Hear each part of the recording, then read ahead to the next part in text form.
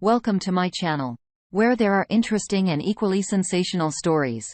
Listen to today's story. My wife has left me for another man and I was directed here to start the process. Me and my wife have known each other since November of 2013 and started dating immediately. At the time of typing this, I'm 28, and she's 24. We met when she was 17, and I was 21. 1 year in, it got kind of rocky, but we put it back together and stuck with it. We got married on May 16, 2016. We had our baby boy 2 years ago. Just 8 days ago, she told me she was seeing another man and that it was physical. She had been seeing him for 3 weeks at that point. I asked her if she thought I should leave and if I should take her son with. She nodded. So I just went into the other room and went to bed, just in shock, stared at the ceiling the entire next day in between taking care of our son. The next day, I threw what I could in my car and left. I want to clarify. I have a terrible drinking problem, and it has consumed me. And now that it has ruined my life, I can't let it ruin my son's life. I'll be going to meetings immediately. We've been happy together all these years, made sacrifices for one another, and have enjoyed each other. We lived in a city for 3 years after we got married as she was advancing her career. I was managing a retail store and making really good money. She was managing a restaurant, and she was making really good money, but we never saved. We've always been terrible with our spending. On Valentine's Day of 2017, we tried for a baby and got pregnant on the first try. Our debts were piling up, and we had no health insurance. I quit my managing job so I could get a different job and qualify for insurance for her. You never know what can happen during pregnancy, you know. We decided she should keep hers since she loved her job and is very passionate about it. I got another job and got insurance. That November, we welcomed her son into the world on her due date. Happy and healthy. The birth was natural, and I held her hand through the entire process and watched my son enter this world and even cut the cord. We were so happy and so in love. Once the insurance paid out, I quit that job because it was awful and went back to the same company I was working for. Our debts continued piling up. We wound up with a Chapter 13 bankruptcy. We were surviving, though. We just lived our lives for a year and a half after that and loved each other and raised our son. She begged me to move to another city for another job offer with the same company and a substantial pay raise. I told her I didn't want to give up what we had there, but she continued pushing and pushing. And 3 months later, I finally said epic and gave in and told her we could move once again and start over in a new city. Gave up everything I loved and what I was doing there, and our home that we both love. We had so much room there and a fence yard for our son. We moved 5 months ago. And I just wound up working for her for simplicity's sake since we were having such a hard time finding a good reliable daycare. There were days where he would just work opposite shifts just to make it work. I felt less of a man and fell into a deep depression, became cold and distant to her, and eventually we only had sex once a few weeks. I stopped taking the time to look her in the eyes, hugging her, kissing her, touching her. We became almost like roommates with a kid. We never talked about it, though. She ignored me too, but I know she could see the sadness in my eyes. But she just seemed so happy with what she was doing. I couldn't just walk away from that, or tell her we needed to go somewhere else. Our apartment was abysmally small. Like tiny. We had nowhere to enjoy each other's company like we used to, and they were for our sons to just play and run and laugh. So cramped. I should have done something, gone to a counselor. Tried to find a job that I loved, but I just rotted there. Drowning myself in the bottle every day. I did all the housework, the laundry, dishes, meals, and taking care of her son. I was a drone just grinding through the days. She said she felt dead inside when she told me. My D-Day, she felt nothing and just had to go and feel again, feel anything. I died a little inside that day. I completely shut her out and walked away. It took me a couple of days to wake up, but I fought for her. Offered forgiveness. Offered to try and find religion with her as I'm an atheist, and she's a Lutheran. I told her I'd do anything to keep her in my life. To get help from red drinking as I should have years ago. I just wish she would have given an ultimatum before having an affair. She's already walked away, though. My heart and soul are so broke right now. I'm having a hard time holding it together, and I just want to drink so freaking bad, but I can't. I have to do this for my son. I've got a job, a place to live, and I've got my son. I told her I could forgive her, and we could rebuild our lives together. I could give up the bottle, focus on us. I've made so many mistakes. I gave her the same ultimatum she should have given me a month ago, 2 days ago, and she chose him. I've been asleep for so long, and I woke up this week. It's been hell. I can't stop throwing up. I've been having random panic attacks and breakdowns. I was thinking about editing all the screenshots, removing names and places, and just sharing them with you all. In those messages, I tried to win her back. She even had the goal to post on Facebook that she was in a relationship after I changed mine to separated. I'm over here reaching out to her and trying so hard, and she's already moved on. It's like she's not the same person anymore. I sent her my closing statement from our relationship today. Going forward, we will only talk about money and our son until the divorce. She's going to continue to pay on the bankruptcy and assist me financially, as if we default on that or restructure it would make it life hard for all of us, including our son. I'm going to share my closing statement now. Me. One more thing. I'm sorry I fell into such a dark place once we moved to blank. I just wasn't happy there. I was severely depressed. I didn't focus on your needs, physical or emotional. I became even more consumed in the bottle than I ever have. I hid those feelings from you because I wanted to give you the world. I gave up the happiness of having a real home and a real job in blank. I did that for you. I should have gone to counseling. We both should have, especially after your sister's passing. I wasn't there for you through that. I lost my passion to truly live and live through you. I cannot change the things I've done or the choices I've made, but I'm truly happy you found a spark of joy in your life, and that will keep me going. Along with the joy I find through being with our son every day. I even already considered attempting to find another woman to love, but I can't do that. It won't be love. It will be empty. Won't help anything, and it's wrong, and it is not fair to our son. I've hung all of our pictures here to remind me of the love we had when we truly loved each other. And I'll keep moving forward to make sure our son is loved, happy and healthy. I'm going to find a counselor soon and just talk to someone. We both lost a lot of who we were when we moved to blank. We became shells of ourselves and we let it take over everything. I'm sorry too that I didn't focus on your needs, your feelings, and your happiness. We both were living under a shadow, and it ruined us. I really hope you do go and find someone to talk to, and I hope you really do stay away from alcohol. Our son is everything. I miss him so much. You have no idea. I'm so glad that he has you. I know he's in the best hands possible. Me, but I also want you to never forget there is no justifying the choices you made either. And you can hate me for that, and that's okay too. I want you to always remember that you keep up on us and your son. We did make a vow, and you broke that vow. I'm dropping it now. Have a good life. Update. Well, it's been 5 months since everything happened, and I can finally say, I'm back to my old self. My drinking at this point is almost non-existent. I landed a job as an IT technician back in January, and work Monday through Friday, 8 to 5. Perfect for daycare while being a full-time dad. So happy to finally leave my retail career behind. I did lose it for a while there in December. Having my whole world turned upside down, the anxiety and constant feeling of dread. I drowned myself in liquor. I almost stopped eating entirely. Lost 40 pounds, sleeping only a few hours a day. I'm 5'11". I was 1 to 80 and dipped all the way down to 140, currently 155, eating normally again. It really hit the fan about a month ago.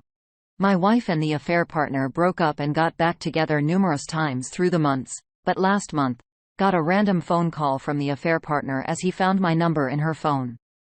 He was going on about how she was lying to him about still talking to me. Obviously, it was still talk. We have a child together. He called me to tell me that he was done with her and that she's pregnant. He asked me if it was mine. I was taken back by that. It's not. She finally tried to reconcile with me. I turned her away. For the first time in years, I feel like I can breathe and make my own decisions. It was my wake-up call to finally get the ball rolling and hire a lawyer. He got back together a few days after that, too. The whole situation is just obscene to me. She's only reached out to see our son twice in this entire time frame, so I shouldn't have any issues getting primary custody. Finally, filing for divorce this week.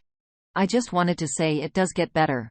I was blind to just how manipulative and controlling she was, and now that I've been on my own for 5 months, nothing but good things have come my way. I do still get lonely sometimes, but my son keeps my mind off of things and certainly keeps you busy. It's just a good feeling knowing I don't need her. I don't think I ever did in the first place. It became codependent to a toxic person. The best thing I ever did was finally let her go. We have one reaction from Vegas Satellite 1. If this guy doesn't have the desire to be with a pregnant woman or even want to become a family man, that her relationship is certainly doomed, and you don't want her either. Man, karma seems to be smacking back hard on her right now. The op replies, as part of what astounds me, how quickly she got pregnant being with this guy. I've always been the one to drop what I've been doing to take care of our kid. I can already see the relationship crumbling after the kid's born. I put up with a lot of crap when I was with her and it really did test my resolve. I don't see this man being anywhere near as patient as I was with her. Update. It's almost hard to believe how much time has passed. In 3 months, it will have been a year since I walked out that door. Life certainly does go on. Don't give up, no matter how low you get. Pick yourself up and get it together. Let time heal your wounds. Not many bad days anymore, though I still relive some of the trauma in my dreams. Wake up to wipe a few tears and go back to sleep. I do try my best to not think about it or let it get to me like I used to. Still not completely divorced yet. My lawyer is still finalizing the parenting plan. We both took the parenting class. Judge granted me custody during the action. I doubt getting primary custody will be any sort of issue at this point. She pays me child support and I pay her my contribution to our Chapter 13. She has bi-weekly weekend visitation. Even now, after all of this time, it still shakes me a bit to see her with him. They're always together during the exchanges. 7 months pregnant with his kid, looking that tool in the eyes, do it because I have to. I certainly don't owe her anything, but I owe it to our son to keep my cool and stay collected. As much as I resent her and her choices, he does deserve to see his mother. I just repeat to myself in my mind that she is not the woman I fell in love with. It's just someone that I have a contractual obligation to allow to see my child. The new job keeps getting better. I've gotten 2 raises and a pretty hefty bonus when I got stuck out at a power district to do tech support, maintenance, and network administration. 8 to 5 Monday through Friday still, been doing it since March. No complaints whatsoever. I'd also like to note that I had to take a step back and realize I had no stress in my life anymore. Like whatsoever. I can breathe now. I managed to quit smoking over a month ago. Just cold turkey, not looking back. Realized I didn't need it anymore. That's good to enjoy a glass of whiskey at the end of the night, though. I refuse to let my vices own me anymore. I've tried to date, had a few feelings at this point. Nobody has set well with us as of yet though. It's almost a chore sometimes meeting and talking to new people. Not to sound too off-putting, that everyone that I've met has just been so needy. I just don't want to enjoy being glued to my phone anymore. That's okay though. It's nice for the first time since I was a teenager to just feel content. I don't need anyone. It's just me and my boy, and that's all I really need. Play dates with my coworkers, kids, and trips to the park for pickings. Just vibing in dad mode for sure. My boss has a full-size bouncy house. The kind of ones you see at those crappy pop-up fairs. It's hilarious. No matter how bad your heart aches or how bad you want the other person back in your life, take a step back and remember what they did to you. Remember who you are or who you were before you met them. It took that and ran with it. I grew from it emotionally. You can too.